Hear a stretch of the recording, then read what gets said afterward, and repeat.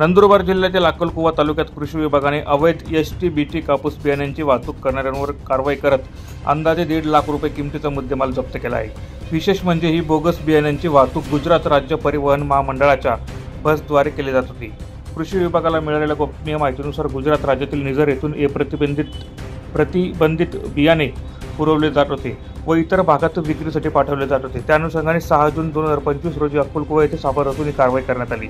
सदर कारवाई सुनील बोरकर, कृषी संचालक, गुणवत्ता नियंत्रण महाराष्ट्र, सुभाष काटकर, विभागीय कृषी सहसंचालक नाशिक, चेतन कुमार ठाकरे, जिल्हा अधीक्षक कृषी अधिकारी नंदुरबार, किशोर हडपे, कृषी विकास अधिकारी नंदुरबार, उल्हास ठाकूर, गुणवत्ता निरीक्षक नाशिक विभाग यांच्या मार्गदर्शनाखाली पार पडली।